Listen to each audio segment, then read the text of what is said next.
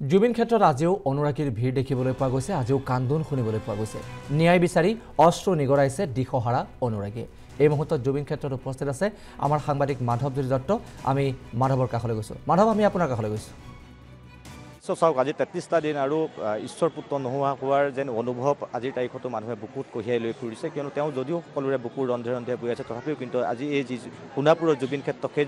সোণাপুৰৰ জুবিন ক্ষেত্ৰ লোকাৰণ্য হৈ পৰা পৰিলক্ষিত হৈছে আমি এই মুহূৰ্তৰ দৃশ্যটো দেখুৱাইছোঁ অসম লাইভৰ দৰ্শকক বিভিন্ন ঠাইৰ পৰা জাতি বৰ্ণ ভাষা নিৰ্বিশেষে বিভিন্ন স্থানৰ পৰা যিসকল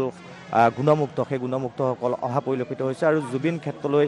এনেধৰণে আচলতে প্ৰতিদিনেই আচলতে প্ৰতি নিশাই এনেধৰণৰ ভিৰ দেখিবলৈ পোৱা যায় আৰু তাৰ ব্যতিক্ৰম নহয় আজিও বিভিন্ন স্থানৰ পৰা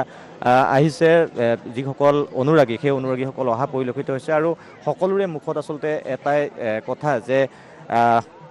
কথা যে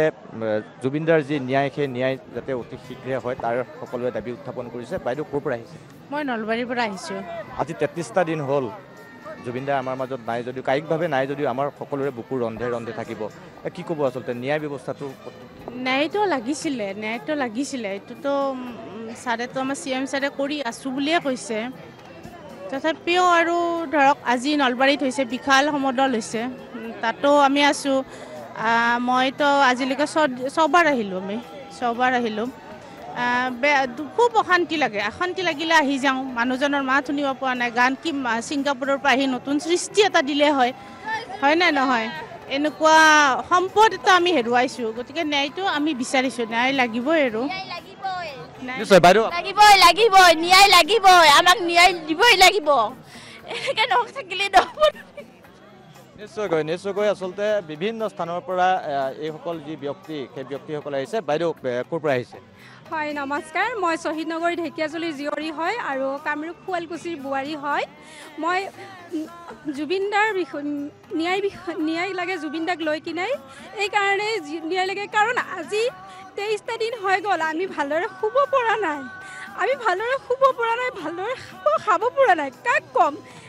কম ৰাজ্যত বিজেপি চৰকাৰ কেন্দ্ৰীয়ত বিজেপি চৰকাৰ আমি কাক লৈ ৰাজনীতি কৰিম আজি 12 অক্টোবৰৰ দিনাখন ঢেকিয়াজুলি দেখিছিলোঁ কংগ্ৰেছত বহুত লোকে যোগদান কৰিছে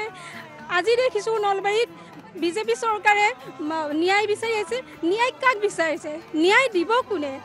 আমাক মই এটাই বিচাৰোঁ মুখ্যমন্ত্ৰী ডাঙৰীয়াক মই ৰিকুৱেষ্ট কৰোঁ তেওঁ অসমৰ হৈ বহুত কাম কৰিছে কিন্তু তেওঁ এইটোৱে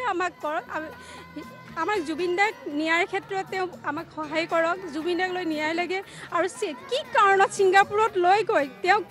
কি হৈছিল আমি সেইখিনি ভালকৈ জানিব লাগে আজি অসমৰ ৰাইজে বহুত আশা আজি অসমত অকল অসমীয়াই নাই জাতি ধৰ্ম নিৰ্বিশেষে জুবিনদাই হিয়া উজাৰি বহুত ভাল পাইছিল আৰু মই বিচাৰোঁ মই আজি অন্তৰৰ পৰা মোৰ এটা বাচ্চা আছে হৃদয়ৰ পৰা ক'ম শ্যামকানু মহন্ত আৰু হৃদয়ক ফাঁচি দিব লাগে মই হিমন্ত দাক খাটুজোৰে মই তেওঁৰ চৰণত প্ৰণিপাত কৰিছোঁ এওঁলোকক যেতিয়া জুবিনদাৰ হত্যাকাৰীক অতি শীঘ্ৰে ফাঁচি দিব লাগে তাৰ বাহিৰে আমাক একো নালাগে আচলতে সকলোৱে যি দুখী সেই দুখীসকলে আচলতে ফাঁচিৰ দাবী উত্থাপন কৰা পৰিলক্ষিত হৈছে আৰু এই জুবিন ক্ষেত্ৰত আজিৰ দৃশ্যই নহয় আচলতে জুবিন ক্ষেত্ৰত দৈনিক এনেধৰণৰ আচলতে ঘটনা হৈ আছে কাৰণ সকলোৱে এটাই দাবী যে জুবিনদাৰ যি ন্যায় সেই ন্যায় অতি ক্ষীপ্ৰতৰ হ'ব লাগে আৰু মই কৈছোঁৱে যে ৰাজ্যৰ ভিন্ন প্ৰান্তৰ পৰা জাতি বৰ্ণ ভাষা নিৰ্বিশেষে আচলতে বিভিন্ন স্থানৰ পৰা যিসকল অনুৰাগী সেই অনুৰাগীসকল ইয়ালৈ আহি থকা পৰিলক্ষিত হৈছে মই কৈছোঁৱে যে কোনোবাই যদি এগছি বন্তি জ্বলাইছে কোনোবাই এখন ফুলাম গামোচা তেখেতৰ যি ক্ষেত্ৰ সেই ক্ষেত্ৰলৈ লৈ অহা পৰিলক্ষিত হৈছে আৰু সকলোৱে আচলতে অশ্ৰুসিক্ত নয়নেৰে প্ৰিয় শিল্পীজনৰ যি সত্তা সেই সত্তাক আচলতে এবাৰ উপলব্ধি কৰিবলৈ চেষ্টা কৰা পৰিলক্ষিত হৈছে কায়িকভাৱে আমাৰ মাজত জুবিনদা নাই যদিও কিন্তু তেওঁৰ যিসমূহ সেই সৃষ্টিসমূহ যেন সকলোৱে বুকুত কঢ়িয়াই লৈ ফুৰিছে আৰু আজি 33টা দিনৰ পাছতো প্ৰকৃততে কি ঘটনা ঘটিছিল সেই